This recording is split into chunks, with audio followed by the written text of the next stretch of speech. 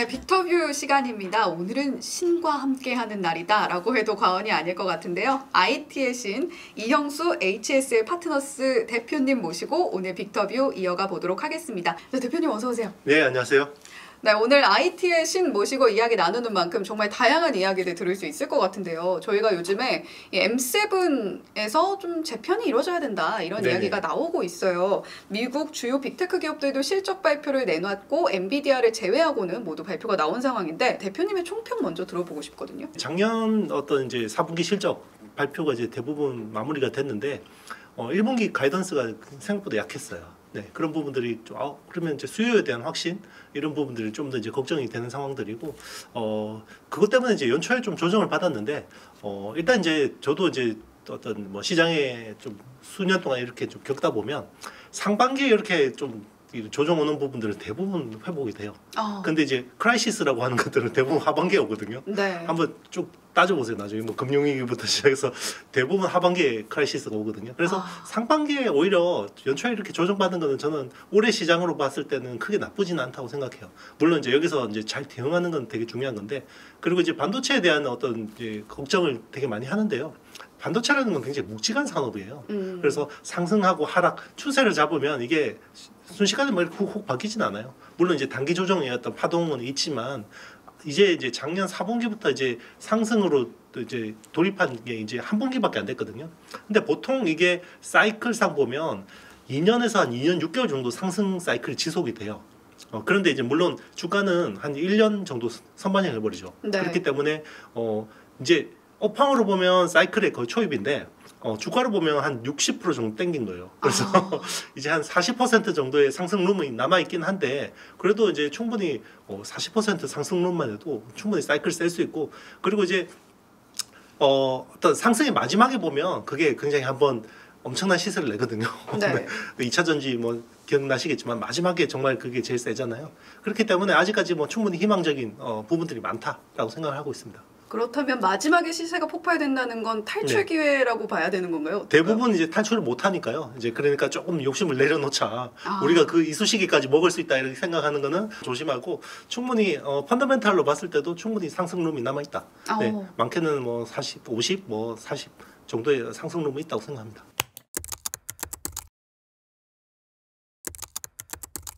그렇군요. 그러면 AI가 올해도 방점이 된다는 건데 그러면 반도체 종목들을 볼 때도 AI 테마가 많이 묻어있는 종목들 위주로 보고 그 밖의 기업들에 대해서는 어떻게 좀 대처를 해야 될지도 궁금한데요. 그러니까 이제 뭐 AI라는 건요 사실 테마라고 보기에는 이제 좀 어려워요. 왜냐하면 이제는 펀더멘탈로 보셔야 되고요. 왜냐하면 전 세계 탑 10 어떤 시가총액으로 보면 탑 10 기업 중에 딱 2개 빼고 지금 AI에 다 올인하고 있어요. 8개 기업이. 그럼 2개가 뭐냐? 한 개가 아람코고요. 석유 회사니까 AI에 올인할 이유가 없죠. 한 개가 워런 버핏의 버크셔 해서웨이입니다. 그러면 글로벌 탑 기업들이 지금 전부 AI에 올인하고 있다고 보면 되고요. 그리고 막 지금 뭐 해고를 수만 명씩 하고 있잖아요. 뭐 구글에 보면 문자로 해고 통보를 받았다 막 이런 거 SNS 막 돌잖아요. 수만 명 자르고 그 돈을 가지고 어디 쓰냐? 지금 AI에 올인하고 있어요. 근데 지금, 애플 같은 기업들은 좀 AI의 스텝이 좀 늦었다 이런 이야기도 있잖아요. 맞습니다. 애플이 뭐 사실 어떻게 보면 억울하죠. 네, 뭐 세계 시총 1등 기업이 이제 2등으로 밀린 건데요. 그건 이제 뭐 애플이 잘못했다고 보기엔 좀 애매해요. 왜냐하면 이 AI라는 기술이 여러 가지 갈래 기술들이 있거든요. 근데 이제 지금 어떻게 보면 메인이 되고 있는 AI 기술은 LLM이라고 해서 라지 랭귀지 모델 기반으로 하고 있어요. 그게 2017년에 이제 나온 구글의 트랜스포머라는 어떤 그 기술 기반으로 하는 건데 좀 어렵죠. 그러니까 모르시면 패스하셔도 돼요. 그러니까 근데 중요한 거는 애플은 이걸 2010년대 초반 시리라는 기술을 그 트랜스포머 모델 기반이 아닌 거예요. 그러니까 이쪽으로 이게 방향이다라고 해서 막 열심히 투자해놨는데 이게 이제 어떻게 보면 없어져야 될 기술이 돼버린 거죠. 그러니까 이제 C라는 게 이제 트랜스포머 모델 기반이 아니기 때문에 새로 갈아엎어야 되는 상황이죠. 그럼 그 전에 투자해놨던 것들이 상당 부분은 매몰 비용으로 작동하는 거고. 근데 이제 애플이라는 회사가 기본적으로 이제 AI를 잘하기 위해서는 여러 가지 요소들이 필요한데요. 중요한 게 이제 빅데이터라는 부분이 되게 중요해요. 근데 전 세계에서 봤을 때 오퍼레이팅 시스템부터 이제 반도체 그리고 엣지 단에 있는 서비스까지 딱 수직 결합하고 있는 회사가 거의 애플 정도밖에 없기 때문에 충분히 따라잡을 수 있다고 보고 있고요. 그리고 이제 작년에도 AI 서버 쪽으로 투자가 한 한 8억 달러 정도, 8억 7천만 달러 정도를 긴급하게 편성해서 AI 쪽에 투자를 하고 있고요. 올해 지금 예산 배정된 게 한 45억 달러 정도 지금 빨리 하고 있어요. 그래서 네. 지금 어떻게 보면 지금 뭐 약간 요건 조금 다른 이야기이긴 한데 엔비디아가 2분기에 막 대거 신제품들 쫙 몰아서 내잖아요. 그게 이제 그 중에 중요한 게 B100이라는 칩이 있어요. 지금 네. H100이라는 칩에서 그 다음 버전 이제 B100인데 이게 원래 올 4분기에 출시되기로 했는데 2분기로 당겼어요. 왜 당겼냐? 이게 애플 때문이라는 이야기가 굉장히 힘이 실리고 있어요. 그러니까 지금 H100을 주문하면 인도받는데 40조가 걸리니까 여기 번호표 뽑고 있는데 그럼 애플을 앞에 끼워주면 새치기잖아요. 네. 그러면 이제 반발이 많아질 거 아니에요. 그러니까 차세대 제품인 B100을 그냥 애플 쪽에 먼저 이렇게 밀어주는. 근데 애플은 대신에 새로운 제품을 좀 더 그 리스키하지만 빨리 좀 채택하는 그런 위험 감소를 하는 거죠. 우리나라 입장에서는 좋은 게 지금 H100이라는 그 엔비디아 GPU에는 80GB 정도의 HBM이 탑재가 돼요. 그게 HBM3거든요. 지금 SK하이닉스가 독점하고 있는 아이템인데 요 다음 제품이 HBM3E라는 거예요. 네. E는 Extended라고 해서 좀 더 개선된 제품이라고 보시면 되고 요게 이제 B100에 적용이 됩니다. 근데 양이 훨씬 많아요.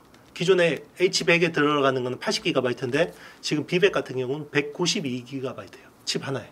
그러니까 2.4배가 많아지는 거죠. 그래서 올해는 HBM에서 지금 쇼티지 가능성이 높아지고 있어요. 그래서 작년에도 그렇게 지겹게 HBM이었는데 또 HBM이야.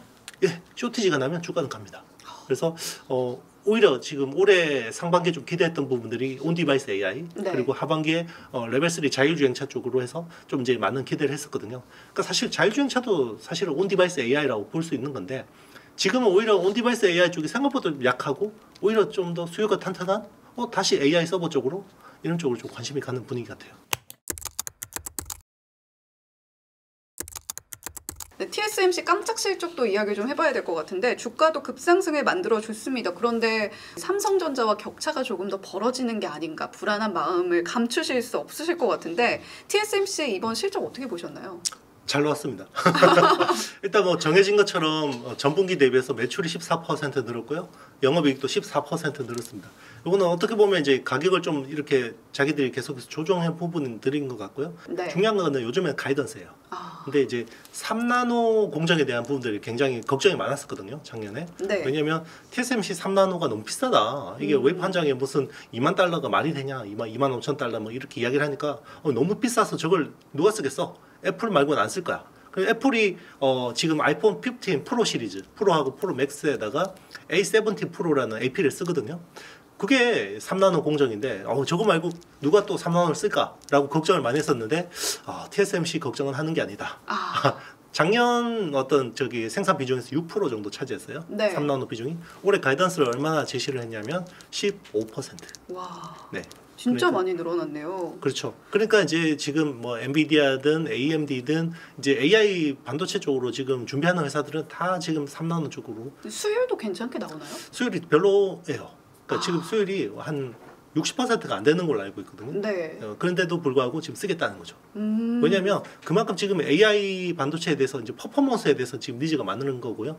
그리고 선단 공정 기존에 뭐 5나노나 이거에 비해서 3나노로 가면 전성비라고 하죠. 전력 소모가 적어지기 때문에 이 전성비를 위해서 기꺼이 돈을 내겠다라는 거죠. 그리고 제가 아까 엔비디아 이야기했지만 엔비디아가 지금 H100이 4나노고요. B100이 3나노거든요. 요 1나노를 줄이기 위해서 그만한 돈을 쓰겠다. 사실 그 엔비디아는 지금 칩 팔면 거의 80-90% 남기 때문에요. 네, 충분히. 워낙 가격이 비싸서. 맞습니다. 네, 그럼 삼성전자도 지금 뭐 GAA 게이트 올라운드로 3나노 공정하고 있는데 수율이 지금 발목 잡고 있다고 들었거든요. 삼성전자의 3나노 공정은 어떻게 보고 계세요? 걱정이 많죠. 일단 이제 작년에 뭐 하반기부터 양산에 들어갔긴 한데 이게 이제 좀 달라요. 같은 3나노인데 같은 듯 다른. 왜냐면 TSMC는 그 애플의 AP를 생산해요. 그러니까 AP라는 거는 SoC잖아요. 시스템 온 칩인데 이게 뭐 CPU도 들어가고 GPU도 들어가고 ISP도 들어가고 굉장히 어려워요. 반도체 설계 자체가. 근데 이제 삼성이 하는 3나노 GAA 같은 경우는 비트코인 채굴칩이에요. 네, 비트코인 채굴칩은 굉장히 어떻게 보면 설계 자체가 단순하기 때문에 네. 그걸 동일선상으로 비교하기 그런데 이제 국내 언론이 뭐 먼저 양산해서 TSMC를 넘었다 그러니까 우리가 3나노에서도 뒤집었구나라고 생각하는데 굉장히 오산이고요. 3나노에서 2세대가 되게 중요합니다. 지금 3나노 1세대는 그냥 비트코인 채굴칩 생산한 거고 3나노 2세대가 이제 본 게임이에요. 그래서 뭐 엑시노스 2500이라든지 아니면 퀄컴 스냅드래곤 뭐 다음 세대의 어떤 칩을 생산할 텐데 여기서 이제 뭔가 보여줘야 되는데 그 수율 잡는 게 굉장히 어렵고 이제 근데 제가 최근에 이제 좀 업계 쪽에 물론 이제 삼성 쪽에 파악을 해보니까 네. 한 40% 정도 수율은 잡은 것 같고요. 근데 이제 보통 그 정도 수율은 연구 단계에서 잡아요. R&D 쪽에서 한 40% 정도 수준을 잡으면 요거를 이제 제조로 넘기면 제조에서 또 양산으로 해서 한 60% 잡으면 이제 되는 거거든요. 놀랍게도 선단 공정, 특히나 파운드리 선단 공정은요. 수율 60%만 해도 돈을 벌어요. 네, 그만큼 어렵기 때문에. 그래서 TSMC가 60%만 나와도 지금 돈을 벌고 있다. 매출 좋게 나오고 있다. 팹리스들한테 다 첨가할 수 있고요. 팹리스는 또 그 완제품 사는 데다가 다 첨가할 수 있어요. 그렇기 때문에 수율이 뭐 우리는 뭐 디램 이런 거 메모리 보다 보니까 90% 안 넘으면 큰일 나는 줄 아는데 파운드리는 조금 다릅니다. 지금 글로벌 빅테크가 너도 나도 뛰어드는 게 바로 이 생성형 AI 경쟁일 것 같은데 MS는 오픈 AI와 손을 잡았고 구글, 메타, 뭐 애플은 엔비디아와 손을 잡은 상황이고 거기다 뭐 AMD까지 가세를 해 있는 상황입니다. 그렇다면 가장 유망하게 보고 계신 테크주는 어떤 종목일지도 궁금해지거든요. 우리 모바일 사이클 보셨잖아요. 네. 그때 보면 애플이 주가 궤적을 그린 것들을 보면 처음엔 굉장히 가파르게 오르죠. 그러다가 이제 좀 완만해지는데 결국 이 계단식으로 점프를 해요. 그게 이제 사이클이 한 10년 정도 지속이 된다 그러면 보통 우리가 뭐 혁명이라고 할 만한 것들은 10년의 사이클은 지속되거든요. 그러면 이번 AI 혁명의 사이클이 지속된다 그러면 저는 엔비디아하고 마이크로소프트는 그런 궤적을 충분히 그릴 수 있다고 생각합니다. 그런 부분에서 좀 요즘 트렌드는요. 1등이 다 해먹는 세상이에요. 그러니까요. 왜냐하면 2등, 3등이 굉장히 어떻게 보면 힘들어요. 왜냐하면 이게 AI라는 건 기본적으로 빅데이터가 많으면 계속해서 좋아져요. 선순환이 되거든요.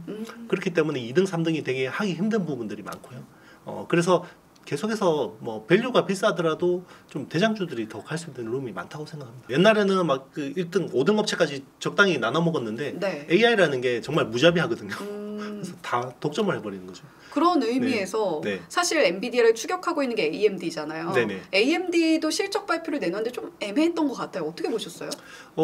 일단 뭐 실적에서 보면 이제 중요한 게 PC하고 서버 쪽하고 이제 그 GPU 그러니까 AI 서버 쪽인데요. 지금 이제 수요에서 확실한 거는 AI 서버밖에 없습니다. 그러니까 서버라는 시장에서 이제 AI 서버가 있고 일반 컨벤셔널 서버라는 게 있는데 지금 AI 서버만 좋아요. 최고 하이엔드 쪽만 수요가 굉장히 탄탄한 상황이고 이제 컨벤셔널 서버 쪽도 이제 작년에 기저 효과가 있기 때문에 올해는 좀 개선이 되겠지만 컴퓨팅 방식이 예전하고 좀 달라졌어요. 아예. 그러니까 예전에는 데이터를 서버에다 가득 모아놓고 여기서 제일 어떻게 보면 적합한 정보를 찾아내는 게 그 어떤 컴퓨팅 방식의 핵심이었거든요. 근데 지금은 데이터를 다 모아놓고 여기 찾는 것보다는 오히려 생성하는 거. 그러니까 뭐 계속해서 뭔가 그 데이터를 생성해내는 쪽으로 초점이 맞추기 때문에 삼성전자의 경경영 사장이 이야기했어요. DS 부문장이 이야기했는데 우리가 이게 작년에는 클라우드 업체들이 돈이 없어서 일단 AI 서버 쪽으로 막 집중하고 컨벤셔널 서버 쪽을 좀 등한시한 걸로 보는데 이게 다시 예전으로 돌아간다고는 생각하면 안 된다. 컴퓨팅 방식이 바뀌었다. 1등이 더욱더 격차를 벌리면서 나아갈 것이다라고 말씀을 해주셨잖아요. 그러면 엔비디아와 AMD를 놓고 봤을 때는 여전히 엔비디아의 상방이 더 열려있다고 보시나요? 저는 충분히 그러니까 단기적으로는 모르겠고요. 장기적으로 보면 충분히 그럴 거라고 보고 있고 요즘에는요 이게 그 트렌드를 보시면 이렇게 이제 테크 쪽으로 관심 많으신 분들은 보시면 아시겠지만 EDA 툴이라는 것도 이제 반도체 설계할 때 쓰는 툴이거든요. 그런 쪽도 다 우리가 AI 반도체를 위해서 EDA 툴을 쓰는데 이제는 EDA 툴에 AI 기술들이 너무 많이 들어가고 있어요. 머신러닝. 그러니까 기존에 얘들이 가지고 있는 설계에 대한 빅데이터들이 있을 거 아니에요. 이걸 가지고 자기 프로그램에 계속 밀어넣고 있고요. 이번에 랩리서치 같은 이제 반도체 장비 회사도 자기들이 가지고 있는 공정에 대한 빅데이터를 장비에다 넣어가지고 수율을 굉장히 많이 올렸다고 이야기를 하거든요. 자, 이런 것들을 계속해서 그러면 선점 효과를 가지는 거죠. 1등 업체가 제일 데이터가 많을 수밖에 없잖아요. 그러면 이게 계속해서 자기들을 더 제품을 효율화하니까 이제는 가격 싼 것보다는 이제 성능 잘 나오고 굉장히 이제 퍼포먼스 잘 나오는 쪽으로 집중할 수밖에 없죠. 지금 우리나라 종목들 보면 사실 1월 주요 반도체 종목들의 상승폭이 별로 좋지는 않았던 것 같아요. 삼성전자, SK하이닉스, 산미반도체 같은 종목도 하락입니다. 지금 AI 반도체 쪽은 실적도 괜찮았고 주가 반응도 좋았는데 우리 반도체 종목들은 왜 이렇게 하락세를 그리고 있는 건가요? 이제 뭐 이게 빅사이클이라고 해서 계속해서 오르지만 않습니다. 이게 중간에 조정을 꽤 받기도 하고요. 뭐 심하면 뭐 이렇게 예전에 뭐 2000 그 골디락스 경제라고 했잖아요. 그때 이제 막 그 중국이 전 세계 원자재 빨아들일 때 그때 조선 사이클이 엄청나게 일어났는데 그때도 막 100배 나는 종목들이 있었지만 이게 중간에 보면 조정이 많게는 반토막 나는 경우도 있었어요. 대부분 털고 또 올라가고 이런 경우가 많거든요. 그렇기 때문에 뭐 이 그 AI라는 이 혁명에 대해서 어떻게 보면 자기가 믿는다 그러면 그런데 흔들리지 말고 계속해서 뭐 이렇게 끌고 가는 게 저는 나쁘지 않다고 보고 있고요. 그러기 위해서는 일단 뭐 종목을 포트폴리오를 하는 것도 되게 좋죠. 여러 가지 종목들을 어떻게 보면 자기가 섹터별로 섞어서 투자하는 것도 좋은데 네. 시점을 분산하는 리스크를 분산하는 것도 되게 좋다고 생각합니다. 그러니까 시점을 어떻게 분산하냐? 그럼 분할 매수, 분할 매도하면 되죠.